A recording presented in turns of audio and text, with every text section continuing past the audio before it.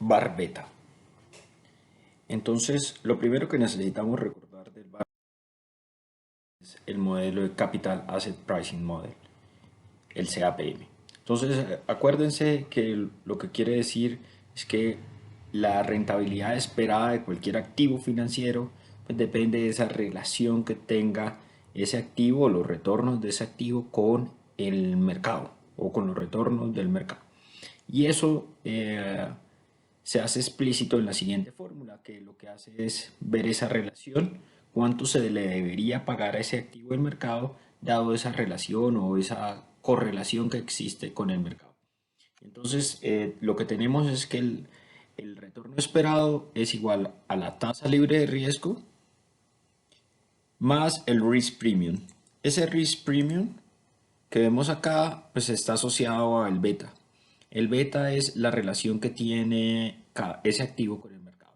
Básicamente esa pendiente que hay entre los retornos del mercado y los retornos del activo. Entonces esto puede variar. Y normalmente, digamos, si es uno es que se mueve exactamente con el mercado. Si es mayor que uno amplifica los cambios para bien y para mal. O sea, cuando sube y cuando baja. Y cuando es menor que uno lo que quiere decir es que eh, subestima esa amplificación o reduce el efecto de los cambios del mercado. ¿Cómo se calcula el beta? Pues es la covarianza dividido la varianza del mercado. O la desviación estándar, la volatilidad de ese activo por el coeficiente de correlación dividido la volatilidad del mercado. Esto lo que quiere decir es la pendiente. Entonces vamos a verlo a continuación. Entonces, ¿cómo se estima el beta de los retornos históricos? Acuérdense que el beta, como les decía, corresponde a la pendiente entre los excesos de retornos del activo y los excesos de retornos del mercado. Cuando hablamos de excesos, lo que quiere decir es que le vamos a restar la tasa libre de riesgo. Dicho en otras palabras, es cuánto retorno adicional está dando el activo y cuánto retorno adicional está dando el mercado. Entonces miren que acá hay un intersecto que es diferente de cero. Entonces digamos, aquí podríamos tener un alfa y positivo. El otro es pues la sensibilidad de la acción frente al mercado, al exceso del mercado. Y lo otro es el término del error para hacer ese ajuste. Entonces uno espera que este error pues, sea el valor esperado cero, que se distribuya normal y ya. Entonces, al final, ¿qué tenemos? Pues tenemos esta regresión. Entonces, si pasamos ese RF para el otro lado, el que teníamos del exceso, entonces lo que vamos a tener es que el valor esperado del retorno va a ser nuestra formulita del CAPM, ¿sí? Que es esa línea Security Market Line. Y entonces es la tasa libre más el beta por el exceso del mercado, más un alfa, que es la distancia arriba o abajo del Security Market Line. ¿Sí? Entonces el alfa, como les decía, representa esa medida de desempeño que ajustada por riesgo de los retornos históricos. O sea, qué tanta es la diferencia del CAPM frente a los retornos. Entonces, si esto es positivo, lo que quiere decir es que la acción tiene una rentabilidad superior al Security Market Line, que es lo que predice el CAPM. Y si es negativo, es que la acción o el activo tiene una rentabilidad inferior al Security Market Line. Entonces miren que eso es, si alfa I es positivo, el desempeño de la acción ha sido mejor que lo esperado por el CAPM, y si es negativo, pues es inferior. Por último, digamos, ese bar beta que veíamos que es un bar paramétrico, pero digamos tiene como algunas diferencias bien importantes, es una forma simplificada de calcular eh, el bar de los portafolios y sobre todo cuando se tienen muchos activos. Entonces veíamos que, por ejemplo, si teníamos el Standard Poor's 500, tendríamos una matriz de varianzas, covarianzas de 500 por 500. Entonces, digamos, sería bastante compleja de estimar para poder estimar esa volatilidad. Entonces, digamos, este nos soluciona mucho. Digamos, eso es un bar beta de un solo factor, digamos, podríamos utilizar. Ya les cuento un poco qué significa. Este se basa en la idea del modelo de factores. Entonces, digamos, hay un factor que es el mercado, digamos, que es básicamente la ecuación del CAPM. en donde busca explicar los retornos del activo del portafolio a través de uno o más factores. Digamos, a nosotros por ahora, pues solamente vamos a contemplar un factor. Entonces, retomando pues toda la parte de teoría de un portafolio, ¿qué es lo que tenemos?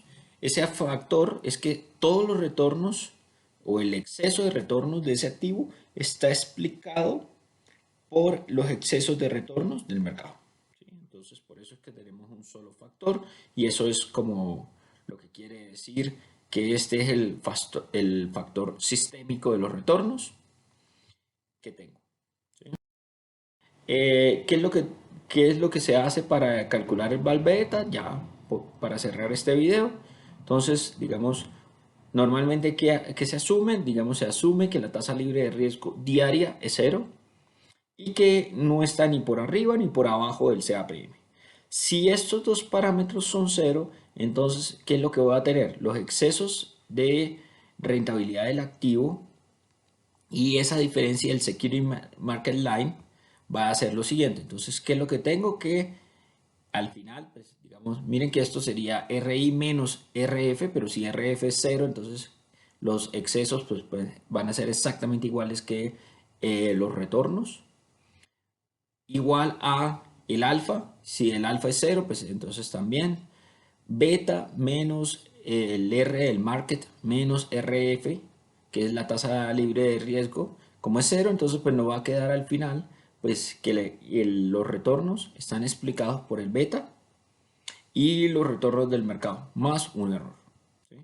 Entonces, digamos, yo puedo correr esto, tengan en cuenta que esto es una regresión donde la constante, mírenla, es cero, entonces tienen que tener como ese cuidado cuando lo vayan a correr.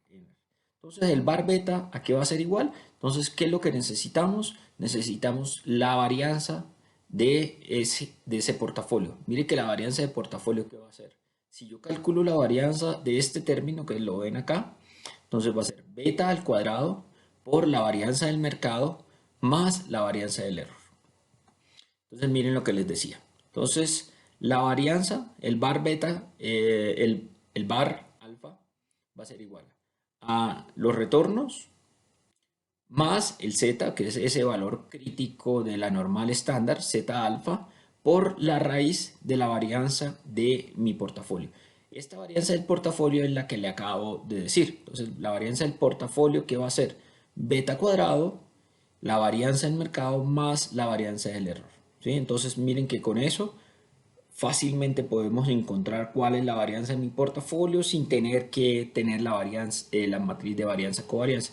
Y con eso estimaríamos nuestro VAR, pues asumiendo, miren que una de las cosas bien importantes que uno se podría preguntar, ¿y por qué esto es una Z o no una T o una distribución diferente? Acuérdense que el supuesto en la regresión lineal es que el error se distribuye normal, ¿sí? Y que los retornos del mercado se distribuyen normales. Entonces, y además que son independientes, ¿sí? Entonces, esto básicamente es la suma de dos distribuciones normales. O sea, cómo se distribuyen los retornos, pues también normal. Por eso es que se utiliza una Z, ¿sí? Y entonces, si los datos son diarios, se puede asumir, y eso es que el RI es cero. Entonces, este término nos quedaría cero y entonces solamente nos va a quedar la siguiente expresión, z alfa, beta por la raíz de beta al cuadrado por la varianza del mercado más la varianza del error.